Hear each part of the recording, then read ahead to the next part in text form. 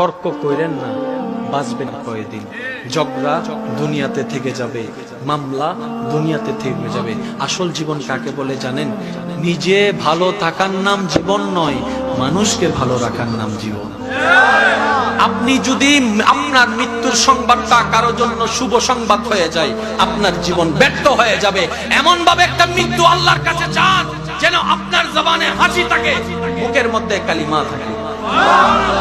আপনার মৃত্যুটা দেখে যেন বিধর্মীয় বলতে পারে একজন মুসলমান মারা গিয়েছে। অন্যকে ক্ষতি কইরা লাভ নাই।